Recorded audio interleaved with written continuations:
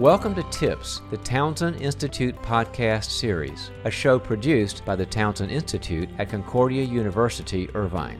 This podcast shares stories of leadership, coaching, and counseling experiences that have shaped the lives and careers of our guests, who then provide tips aimed toward helping listeners grow in both their personal and professional lives. I'm Dr. John Townsend, psychologist, organizational consultant, and author of over 30 books, including the New York Times best-selling Boundaries series. I'm also the founder of the Townsend Institute, and I'm excited to introduce your podcast hosts, Dr. Ashley Andrew and Dr. Gilbert Puget.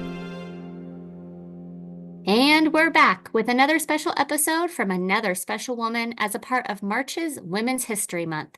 Today's guest we are proud to call a friend and colleague. Patti Cotton, founder and CEO of the Cotton Group, is a premier executive coach and consultant helping businesses and their leaders around the world succeed personally and professionally. That's right, Ashley. It's been an honor to work and learn from Patti over the past few years as she serves as one of our most valued and requested adjunct faculty at the Townsend Institute.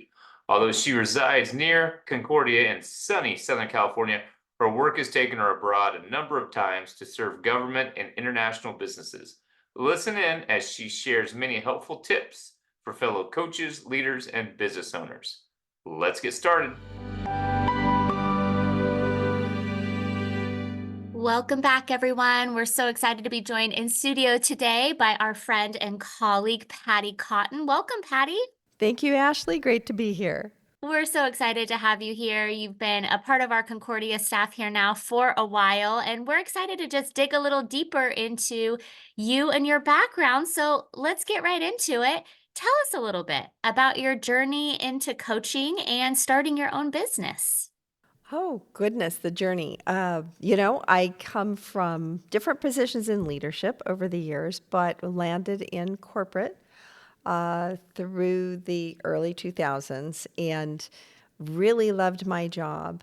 I was the chief development officer for 5 hospitals. But over time, I feel like the mission was lost, and it was, how high can you jump now? How high can you jump now? And I felt a real loss. And at that time, I thought, I just want to go back to school and get some learning and infuse some energy here as I hang in there. They'd put me on the CEO track, and I thought, well, I'm just going to hold on and keep going. And so I signed up for an organizational management and development master's. And the only class they had open, because I signed up late, was executive coaching. Went my first weekend and started crying and fell in love with it and thought, I have come home. This is what I meant to do. I really felt God's calling there. So that's how I slid into it. That's how I began the journey. A little bit more background is that I am the second generation family business owner. And I come from a long line of entrepreneurs. We can go 9 generations back, and we all owned a business or were entrepreneurs. So it's just kind of in the blood. So you have a mixture of wanting to help people and heed God's calling and understanding what it means to build a business. And so I was off and running from there, and that's the start. Nine generations. Wow. The village smithy. That's impressive. My goodness.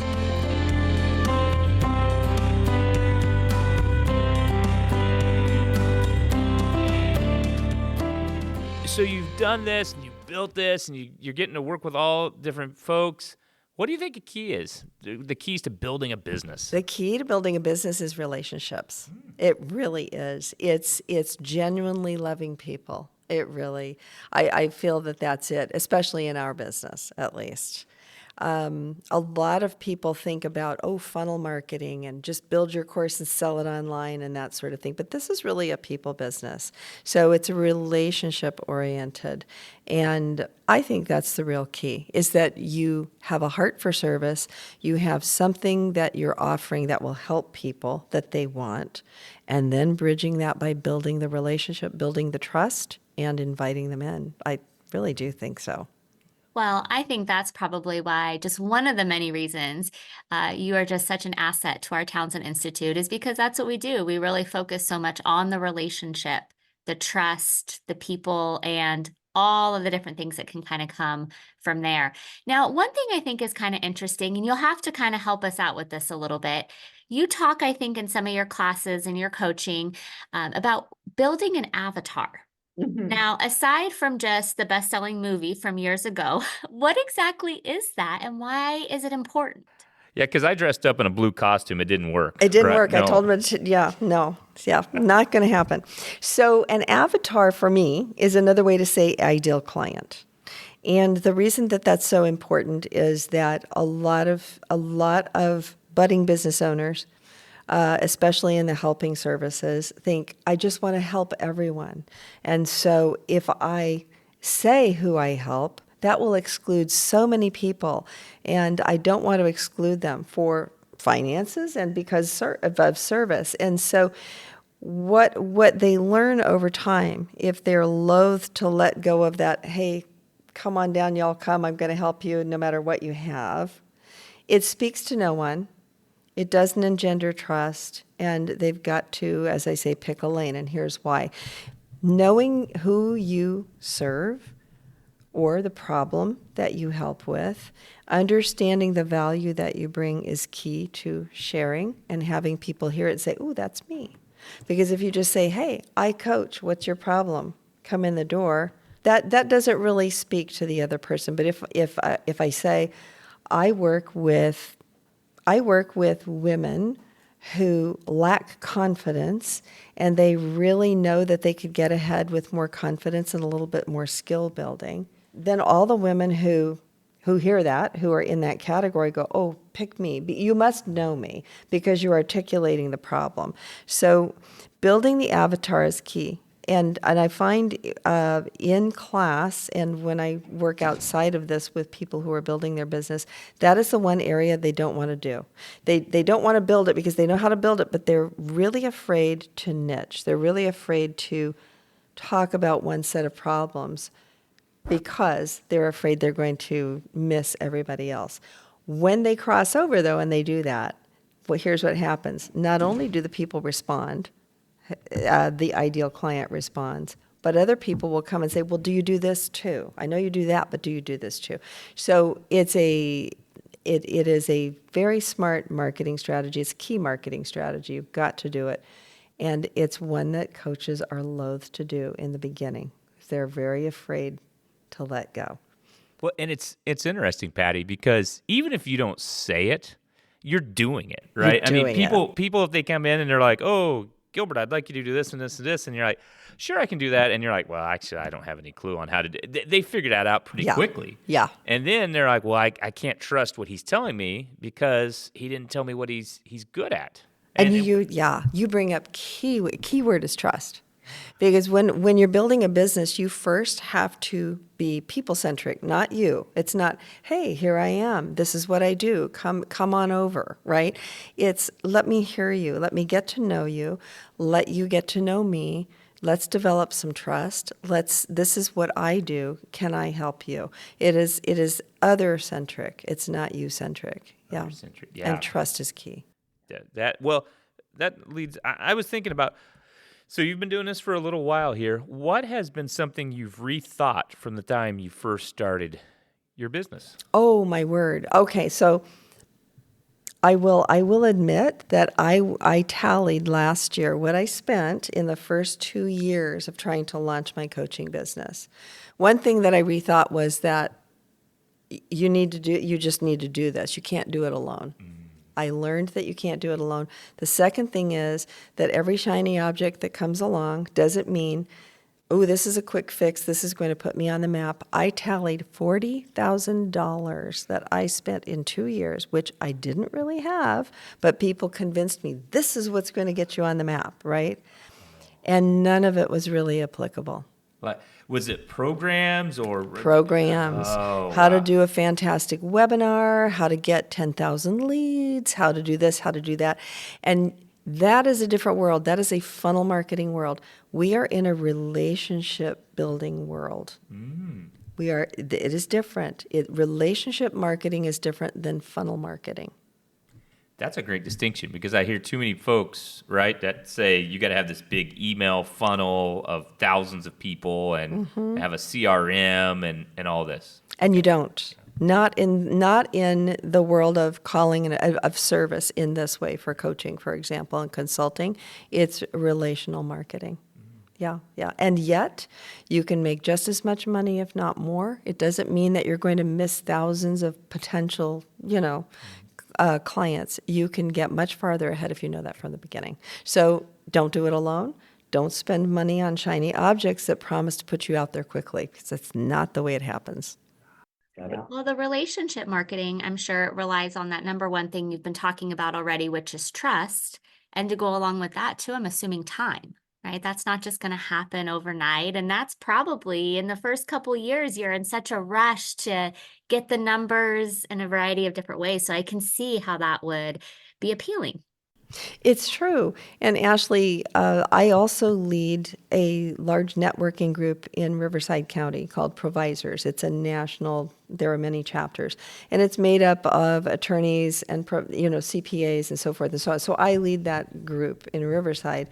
And one of our mantras is know, like, and trust before you get business. And that is very true, because this is not sell to each other. This is very deeply relationally built. It's focusing on relationship. But the other thing is, to your point, it doesn't happen overnight. And I will tell the people who come into our group, don't expect any business for 18 months.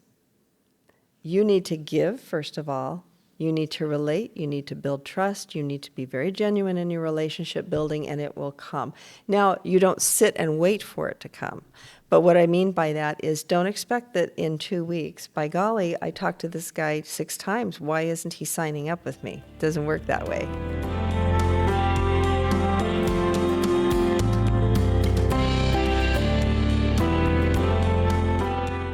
Now, you've talked about some different people that you work with, and I know you have a bunch spanning your resume.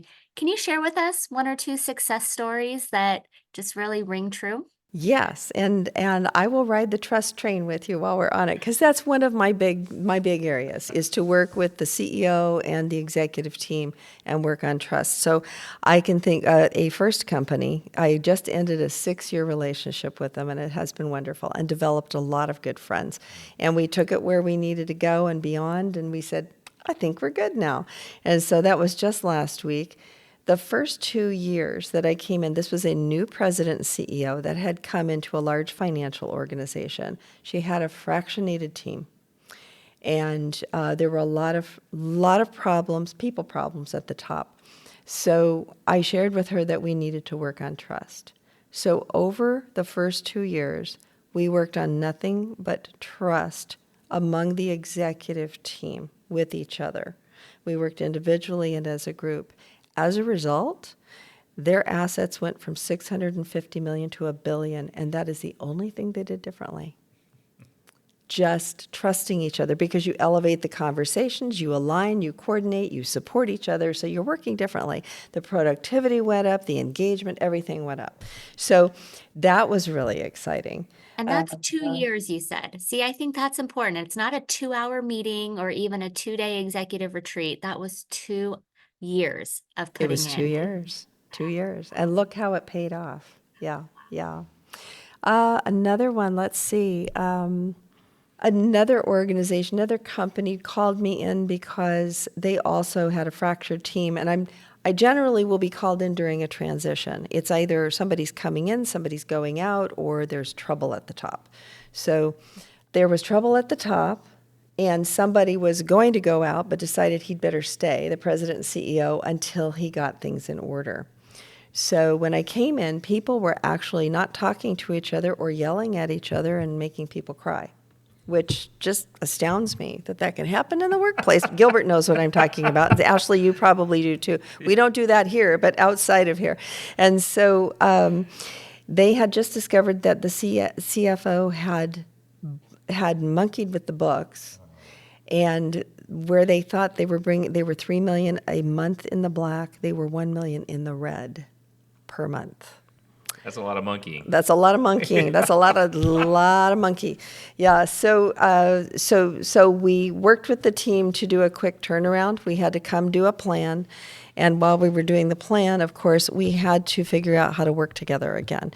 And again, we brought trust to the team, but also the president. And one of the things that I love to do the most is to be a thought partner to the chief decision maker, because it's tough and lonely at the top if you don't have that. And so over the next, it was 9 months or 11 months, we actually got to turn that around. What a blessing that was. And they again became $3 million in the black, which was unusual. They almost went under. They were almost acquired by another company.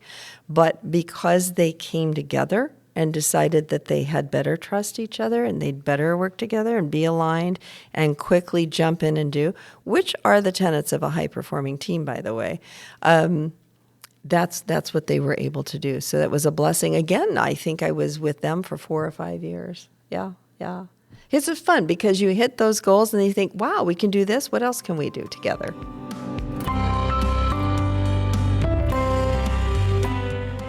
You talked a little bit about the $40,000 mistake. What are some other potential derailers you see to folks starting a business now? Overinflating what they can do. You and I referred a little bit to that, a few moments ago. So promising things that you really can't deliver on. Yes. Trying to be somebody or talk about yourself in a way that is aggrandizing. You've got to be genuine. That it's a derailer. If not, people can smell it a mile away, and if they can't smell it, by golly, they're going to find out when they start working with you. So surprise, that's a derailer. As I said, doing it alone is another one. Picking the wrong lane. So picking for the wrong reasons. And in the class that I teach about business building, I ask them about their personal mission first and about where they feel called. And there will always be the struggle between, but I'm going to make a lot more money over here. And so we have to talk about what are your true goals then? Because we need to align those with your values. So a lot of new business owners will go for the money forsaking their values or their calling. They won't align with that. And in the end, there may be a short-term win. Usually there's not, though, Gilbert. Because if you're not aligning with your values, you're compartmentalized and parts aren't working right to come into the whole, right? Yeah, there's some dissonance there. There's some dissonance there. Yeah. So you probably have to work with folks to relaunch, right? I mean, they've gone down the wrong lane. It's not going well. Or they've got some business, but it doesn't feel right. And then you work with them to help relaunch it or find their avatar. I do. And although I don't ask for clients, I don't advertise to clients, I will help you build your business. But for some reason, people come and ask me, and that's not what I do mainly. But yes, I have coached quite a lot of them. The other thing is that they will pick the wrong marketing strategy. They hear that it's good to be on social media, so you've got to pound that every day.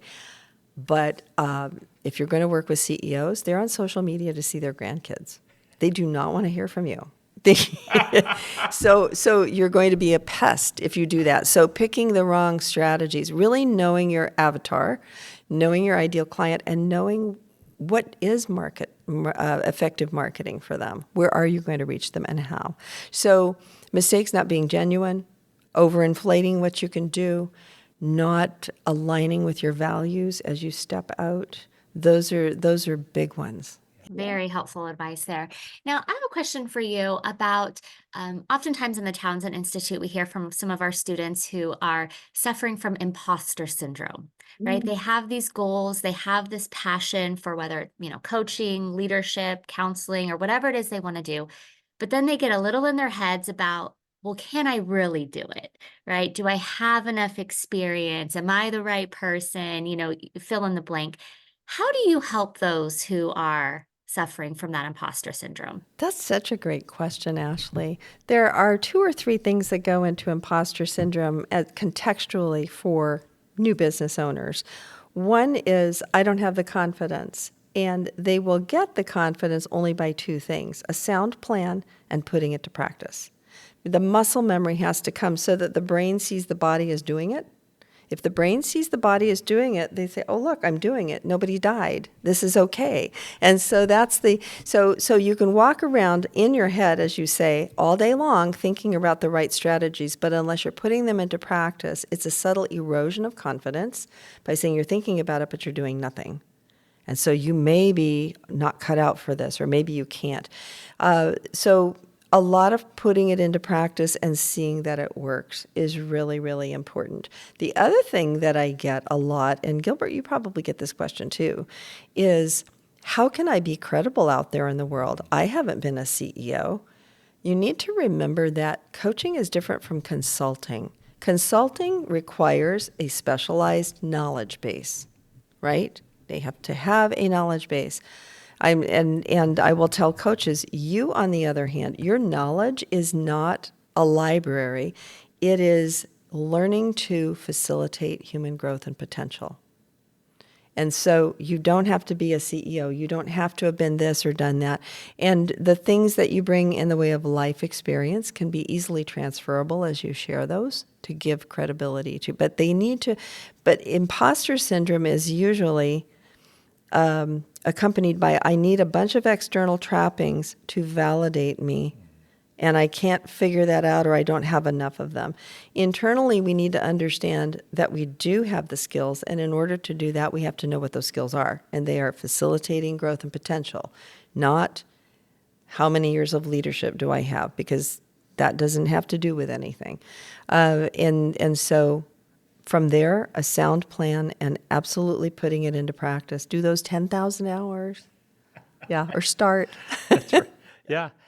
And Patti, what I think of for that is sometimes it can almost be a hindrance. If you have so much experience, then you're like, well, I just want to tell them what to do, instead of entering in with a kind of a beginner's mindset and curious, and then helping them rethink that. So, yeah. That's so key, Gilbert. I think that one of the things that thwarts us most as coaches is assumptions and biases. What are we attached to that's getting in the way of really seeing the person, of really opening up? And I'm attached to telling them, I'm going to Velcro your head together if you don't get this thing, or you should do this, or you should do that, when in fact we're assuming for the other person instead of allowing them to grow. Allowing them to grow. I love it. So there's so much out there, right? I click on LinkedIn, or I just open it up, and they get bombarded all the time. What are some good resources you'd recommend to those starting a business? Aside from our certificate and master's programs, of course, here at the Townsend. First, yes, Ashley. that's first. See? Thank you very much. That needs to go everywhere. Yes. Thank you, Ashley. Yes. So visibility and credibility are key. So visibility means, can they find you? Because the first thing they're going to do is they're not going to look for your website. They're going to look on your LinkedIn. And is it congruent? If you see that somebody didn't work anywhere for the last 20 years and all of a sudden they're the president of a large company, you're like, what just happened there, right? So it needs to be genuine, and it needs to be congruent with how you're presenting yourself out there. And if you've got a website, you're putting out articles, these need to be congruent also. Don't make the mistake of just putting out anything that sounds good just to get in front of people. The social media has become a lot of noise. And so if you're on LinkedIn and you're sharing something, do it in the spirit of dialogue and inviting people into discussion rather than blasting something out and hoping that somebody sees that. So visibility and credibility, which is, what do you bring to the table? Know that in your heart. The reason that I think most new business owners are nervous and they're not sure of themselves, to Ashley's point about imposter syndrome, is they don't quite believe it themselves yet. So they have to be grounded in the knowing, in the confidence of their ability to do and to serve. And so those are some things that I would focus on. Then the relationship building. Yes. Okay. Yeah. You don't turn on the smile at 9 o'clock in the morning and turn it off at 5. It needs to be a part of you. Just be congruent in who you are and how you show up. And frankly, I've talked to some business owners and I've said, here's what I'm noticing. I'm noticing that you're really good at talking to somebody, but when you turn around and you talk to your secretary, not the same. So there's something incongruent there that needs to come into congruence because first of all, you need to be a good person, right? Hello. But then secondly, you can't be a program to put on a face to your customers and expect that you're going to build a viable and sustainable business. You 'Cause really, they'll see through that. oh, they'll see through that. Yeah. Absolutely. I was thinking of that because, sometimes people, they think, oh, I got to do all this. And if you try and be funny, you're not really funny. You try and be somebody else that you're not, then it doesn't seem, again, it seems fake, and people aren't going to connect or have the trust to build a relationship with you. It does. And if it looks rehearsed, if it sounds rehearsed, then yeah. I will tell people, you don't need to be perfect. What you need to be is fabulous. And that means you need to be genuine, and you need to be, convey what you can do. And if you falter or if you make a mistake, be real. And people love that. They can be real then too. But if you look like, oh, here, this is perfect over here, Vanna White or whatever, not going to engender trust. Yeah. Yeah. Absolutely. That's great. I love hearing that, being genuine, authentic. So much of what you've talked about here sounds like so many of the tenets of just servant leadership and servanthood in terms of, serving others.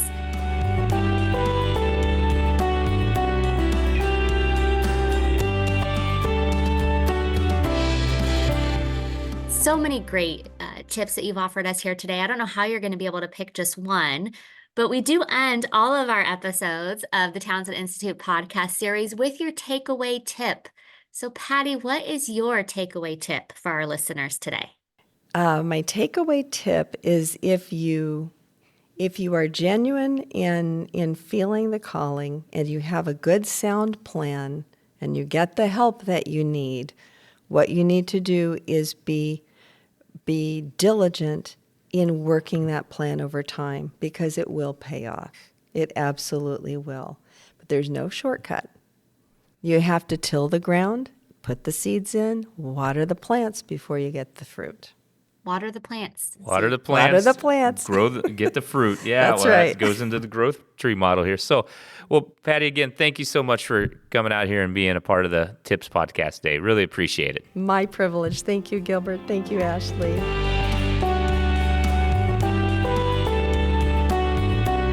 If you enjoy the Townsend Institute podcast series, head to our website at cui.edu/Townsend to find out more about the certificates, bachelor's, master's, and doctoral degrees offered through Concordia University, Irvine.